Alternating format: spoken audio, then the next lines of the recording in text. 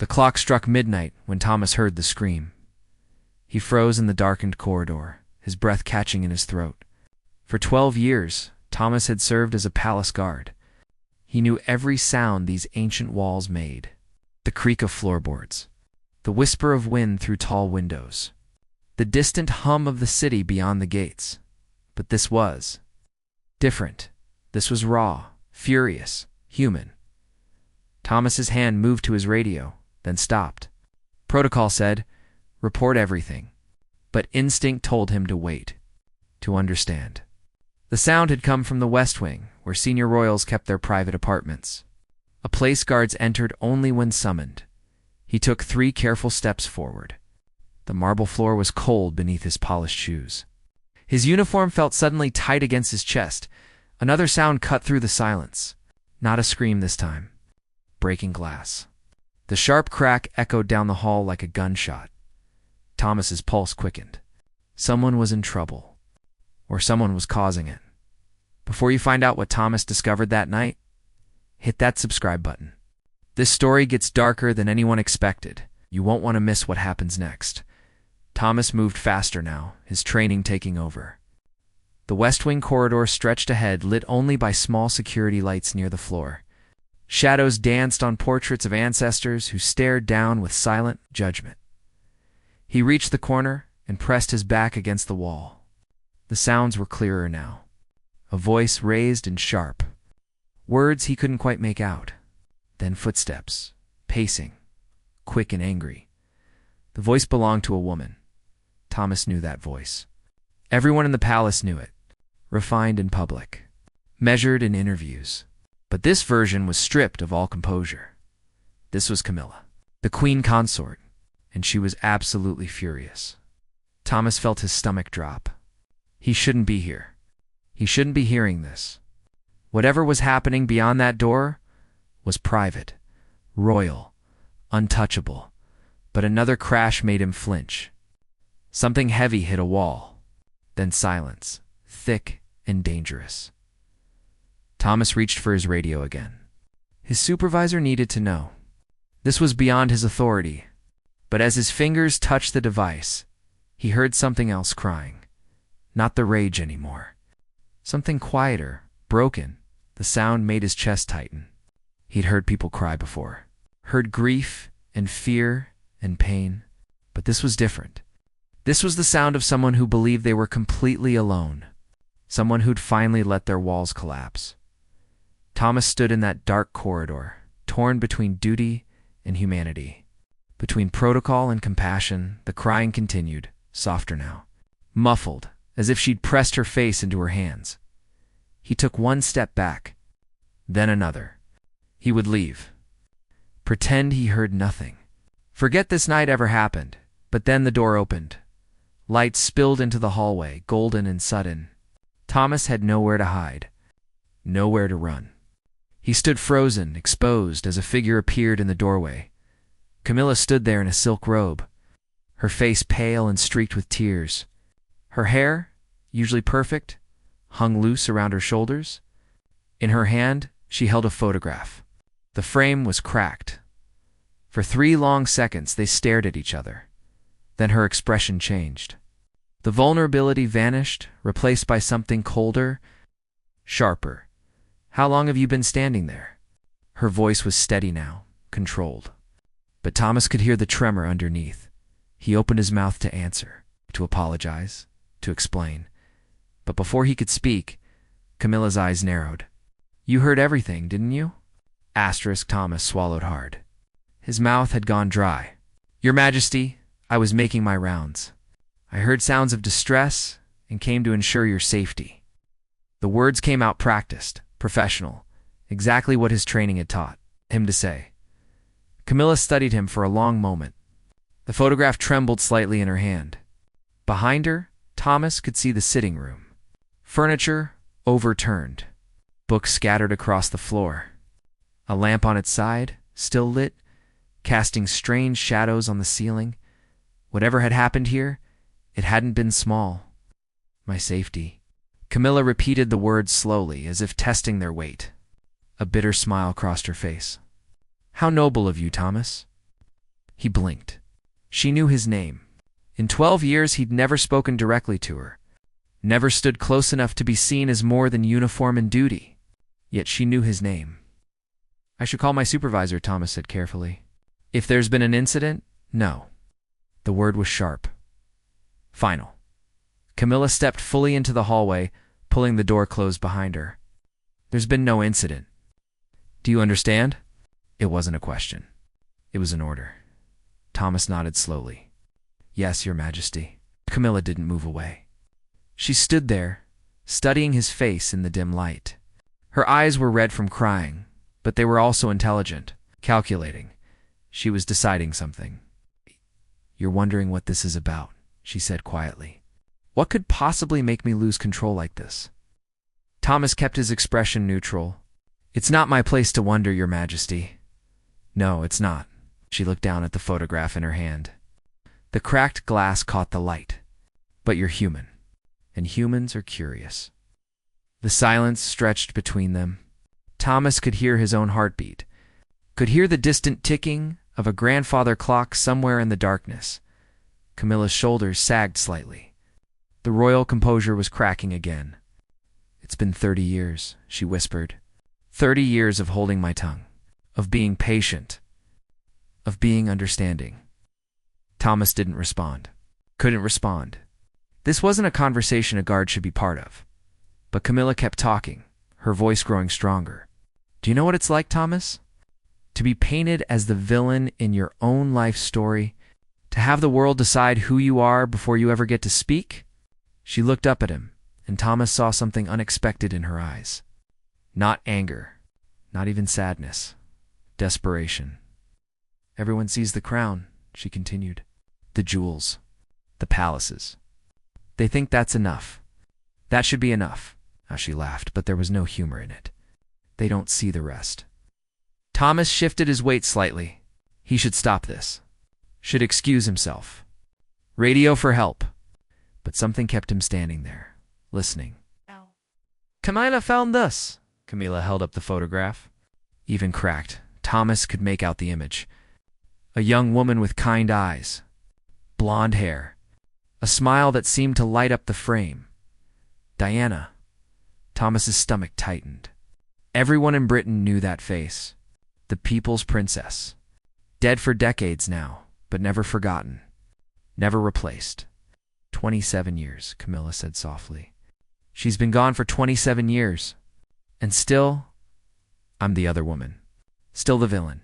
Still not good enough. Her hand closed around the frame, knuckles white. Do you know where I found this tonight, Thomas? In his study, framed on his desk. After everything. After the marriage. After the coronation. After I finally got to stand beside him as his wife, a tear slipped down her cheek. She brushed it away angrily. She's still there. In every room.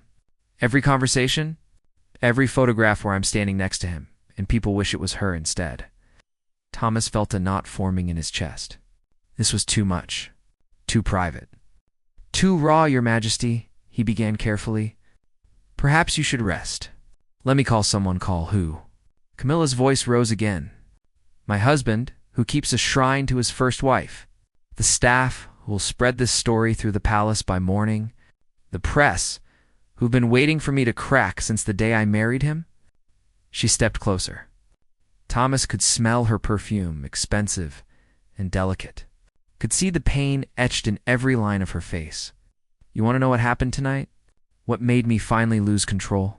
Her voice dropped to barely a whisper. I'll tell you. Camilla's hand tightened on the photograph. The broken glass pressed into her palm, but she didn't seem to notice. We had dinner tonight with the Prime Minister and his wife. Pleasant conversation. Political talk? The usual performance? Her voice was hollow now, emptied of emotion. Charles was charming, attentive, everything a king should be. She paused, staring at something Thomas couldn't see, a memory playing behind her eyes. After they left, I went to find him.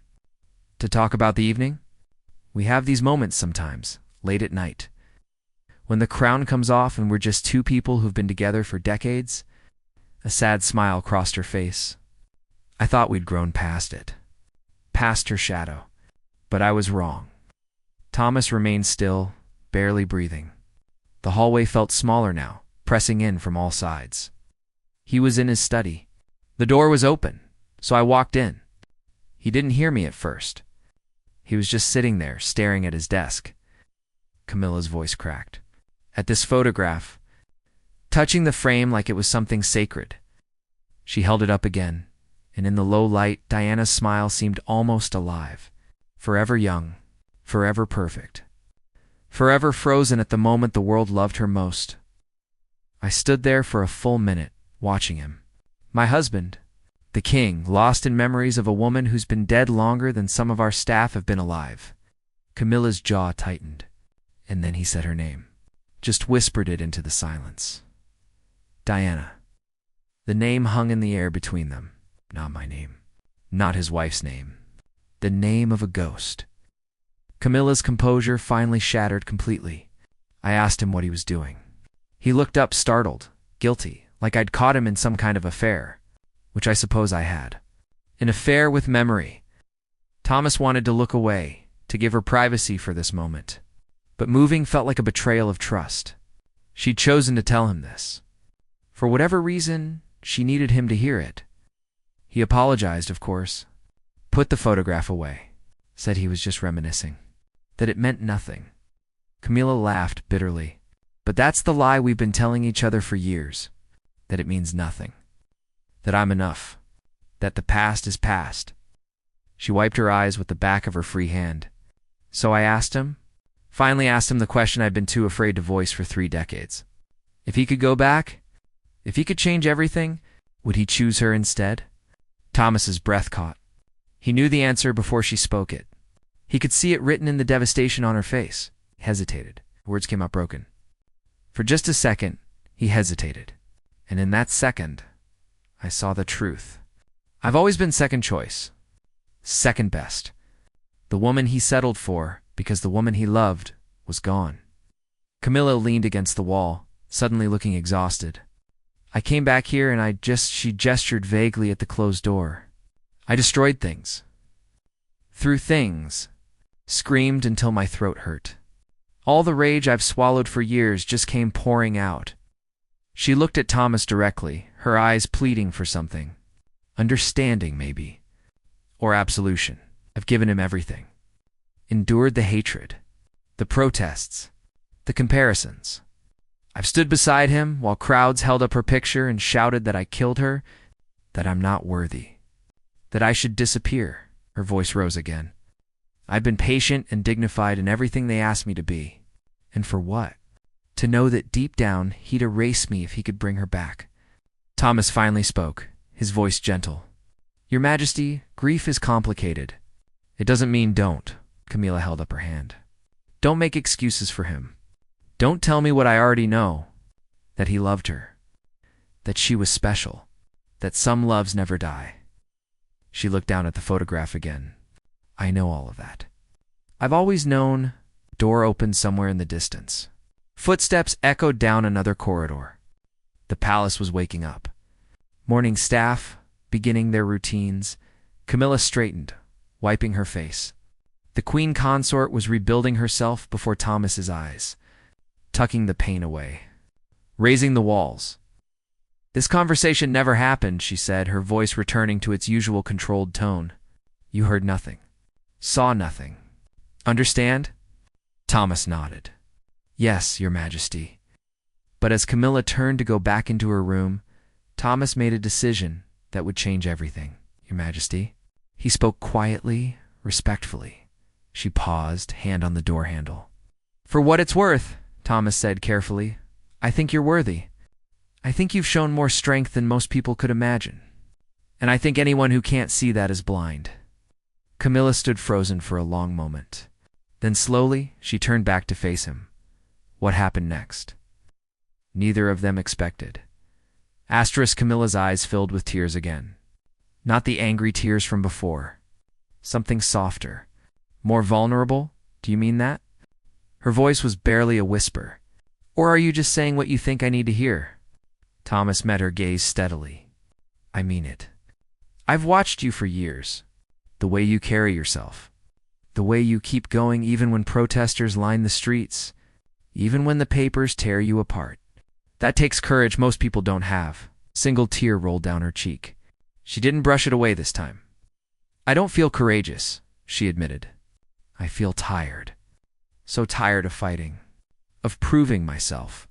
Of competing with a memory I can never defeat. Thomas took a careful step forward. You shouldn't have to compete at all. You're not a replacement. You're your own person. Camille laughed softly, sadly. Tell that to the world. Tell that to him. The footsteps in the distance grew closer. Someone was coming. Morning rounds, probably. Another guard checking the corridors. Camilla heard it too. Her expression shifted, hardening slightly. You need to go. If anyone finds you here talking to me like this, I know. Thomas straightened, returning to his formal posture. But before he could turn away, Camilla reached out and touched his arm. The gesture was brief, fleeting, but it stopped him cold. Thank you, she said quietly, for listening, for not judging. For just, she paused, searching for words. For seeing me as a person instead of a headline. Thomas nodded. Always, Your Majesty. He turned and walked away, his footsteps echoing in the empty corridor. Behind him, he heard her door close softly, the click of the lock, the silence returning, but as he rounded the corner, he nearly collided with someone. Marcus, the head of palace security, stood waiting. His arms were crossed. His expression was unreadable. Thomas. The name came out flat, measured. Thomas's heart sank. Sir, how long were you in the West Wing? There was no point lying. Marcus had probably been watching the security cameras, had seen everything. Or enough. Approximately 15 minutes, sir. And what were you doing there? Thomas chose his words carefully. I heard sounds of distress. I went to investigate, to ensure the safety of the residents. Marcus's eyes narrowed. And did you speak with anyone? The question hung between them. Thomas knew what he should say. What protocol demanded? Complete honesty. Full disclosure. No exceptions. But he thought of Camilla's face. The raw pain in her voice. The way she'd looked when she'd asked if he meant what he said. I encountered Her Majesty briefly, Thomas said slowly. She was upset. I asked if she needed assistance. She declined. I left. It wasn't a lie. Not exactly. But it wasn't the whole truth either. Marcus studied him for a long moment. The silence stretched uncomfortably.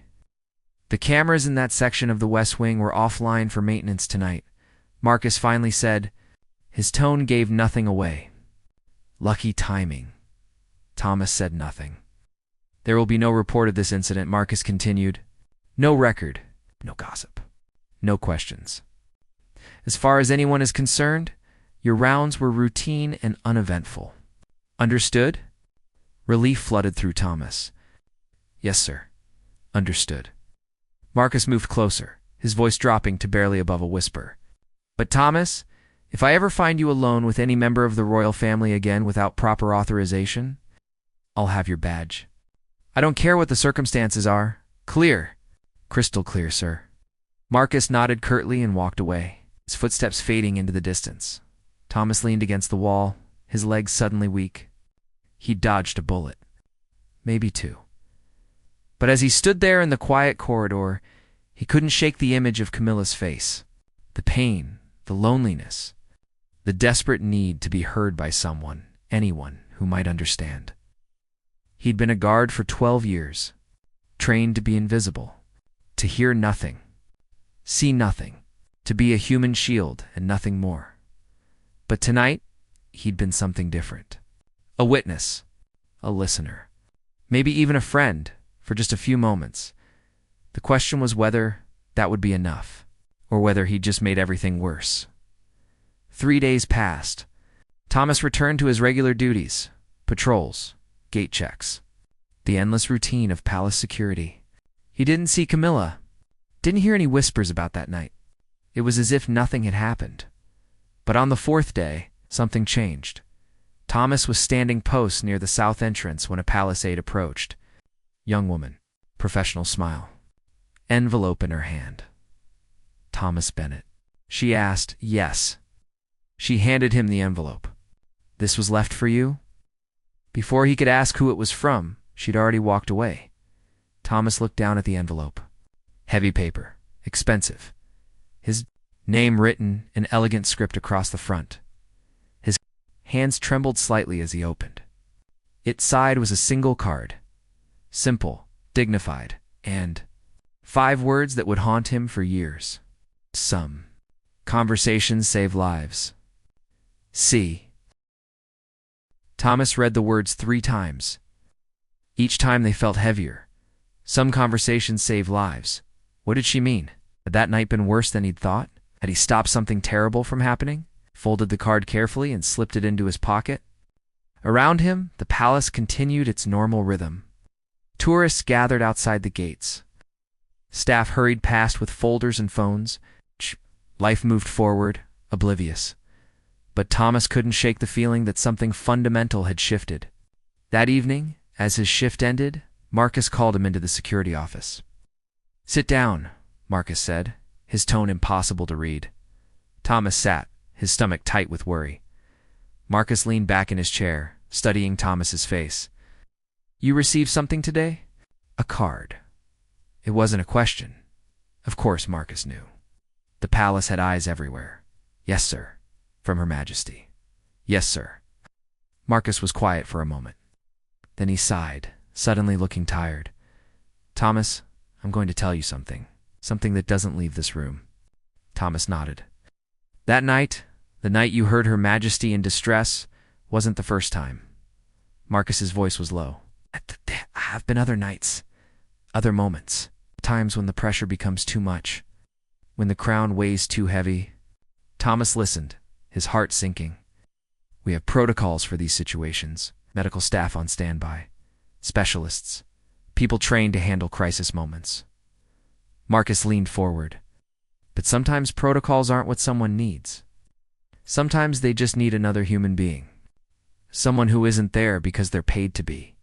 Someone who just, he paused, cares. I don't understand what you're telling me, sir. Marcus pulled out a folder, opened it. Inside was a brief report dated 3 days ago. Thomas recognized the handwriting. It was Camilla's personal secretary. Her Majesty requested this meeting through proper channels, Marcus explained. She wants you reassigned to the West Wing. Permanent post, starting next week. Thomas's eyes widened. What? She didn't explain why. She doesn't have to. She's the Queen Consort. She can request staff changes whenever she wants. Marcus closed the folder. But I think we both know why. Thomas's mind raced. A permanent post in the West Wing meant more access, more visibility, more opportunities for conversations that should never happen between a guard and a royal. It also meant trust. Profound, dangerous trust? Double quotes, sir? I don't think I should accept. Marcus raised an eyebrow. You're refusing a royal request? I'm trying to protect her reputation? And mine. If people think there's something inappropriate, there's nothing inappropriate about a guard doing his job, Marcus interrupted. And if that job includes being a steadying presence during difficult times, then so be it. He stood up, walking to the window. Outside, the sun was setting over London. Golden light painted the city in warm colors. Thomas, I've worked here for 23 years. I've seen 3 monarchs. I've watched families rise and fall. I've seen what this life does to people. He turned back. The royals are human. They hurt. They break. They need people they can trust. Real people, not just courtiers and advisors, but I'm just a guard. Exactly. You're not trying to gain power or influence. You're not writing a memoir. You're not going to sell your story to the papers. Marcus's expression softened slightly. You're safe. It's rare in this world. Precious, even. Thomas thought about that night, about Camilla's face, about the photograph of Diana, about 30 years of pain packed into one midnight breakdown. What if I make things worse? He asked quietly. What if you make things better? The question hung in the air between them. I want you to understand something, Marcus continued. This assignment isn't just about Her Majesty. It's about doing what's right. About being more than just a uniform. About being human when everyone else has forgotten how. Thomas looked down at his hands. They were steady, strong. The hands of someone trained to protect and serve. But could they also be the hands of someone who simply listened, who cared? "I'll take the assignment," he said finally. Marcus nodded. "Good. Report to the West Wing Monday morning. Your supervisor will brief you on protocols." As Thomas stood to leave, Marcus added one more thing.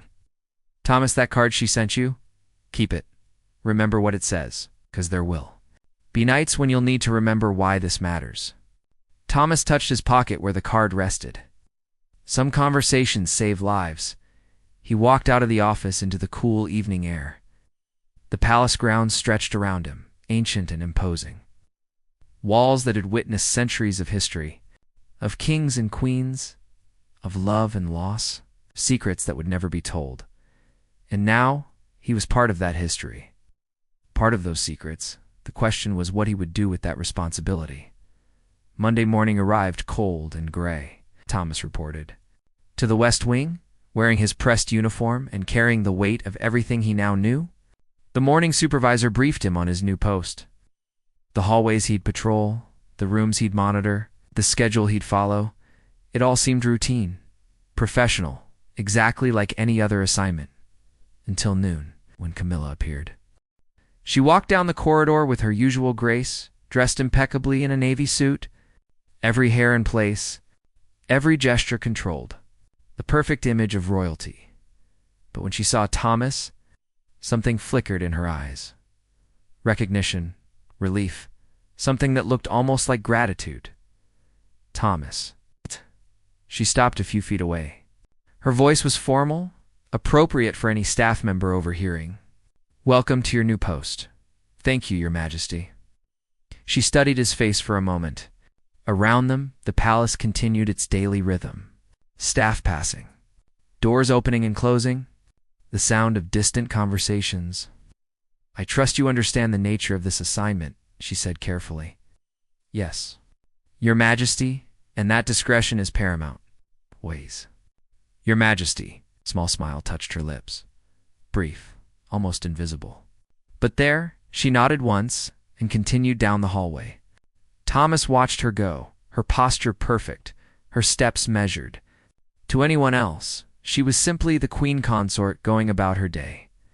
But Thomas knew the truth, knew the pain beneath the polish, the exhaustion behind the smile, the decades of weight she carried with such careful grace. Weeks passed, then months. Thomas settled into his new routine. Most days were uneventful. He stood post. He monitored corridors. He did his job exactly as trained. But some nights, late when the palace slept, Camilla would emerge from her rooms.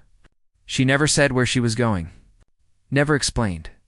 But Thomas would fall into step a respectful distance behind her, and they would walk. Sometimes they talked.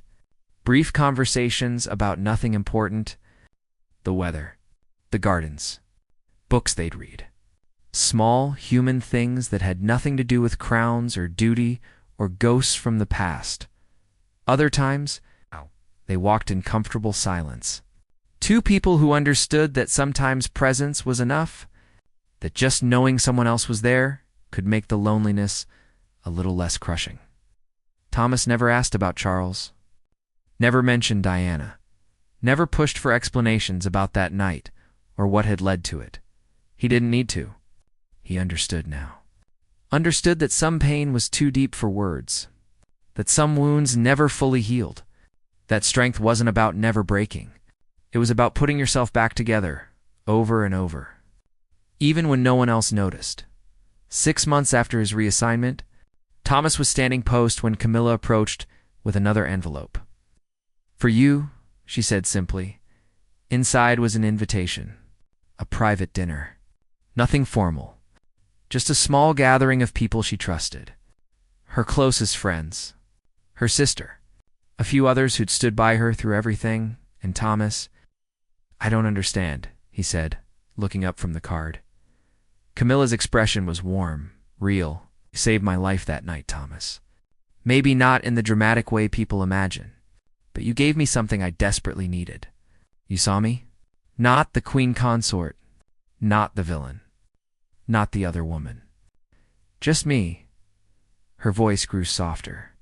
"And you reminded me that I'm worth seeing, worth knowing, that I don't have to be Diana to matter."